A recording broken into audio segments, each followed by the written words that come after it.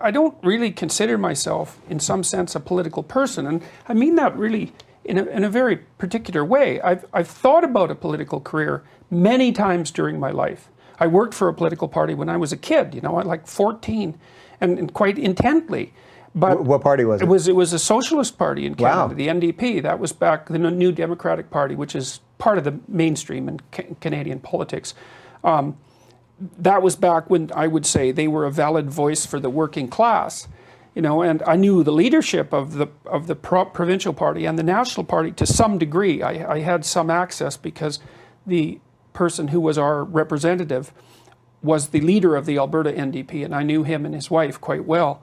And they were at the upper echelons of the party, at least at that time. Those people were actually concerned with giving the working class a voice. Like it was a genuine, they were genuinely committed to that. But I noticed that the lower level party functionaries, you know, I didn't like them much. And I couldn't put my finger on it until I read George Orwell. And, you know, Orwell said, he was criticizing British socialists, even though he was a socialist himself. He said, well, typical British middle-class socialist doesn't like the poor, they just hate the rich. It's like, and that was exactly the feeling I got, that this so-called sympathy, empathy, let's say, for the oppressed had a hell of a lot more to do with vengefulness and resentment with regards to anyone who was seen as having privilege. And I certainly think that that's just, and I was thinking about that the other day. I just did a talk in DC, and I was thinking about, you know, the Marxist claims to sympathy with the working class. Because you might say, well, do they actually have sympathy for the working class? Are they really trying to put their positions forward, their needs forward?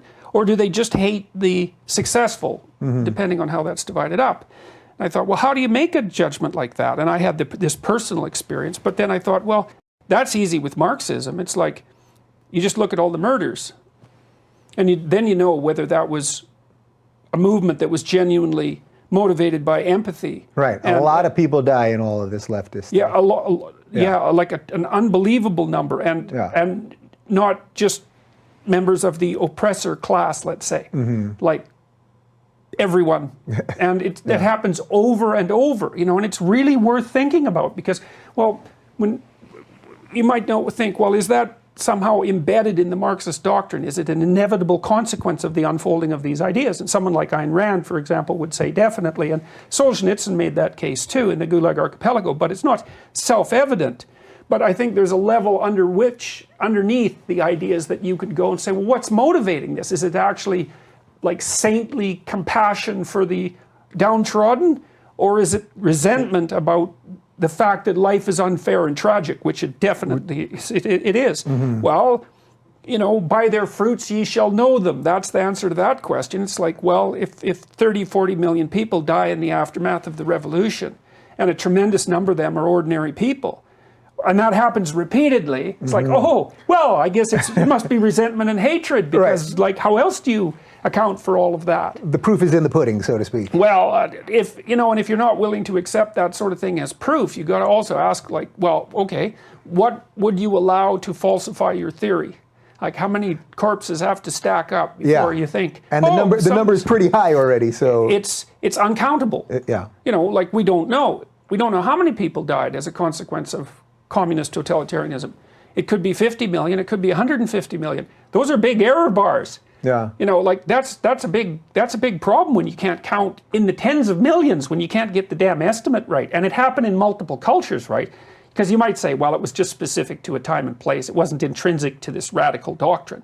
Yeah, well, there's not that much that's the same about the Soviet Union and all of its countries, let's say. Broad range of cultures.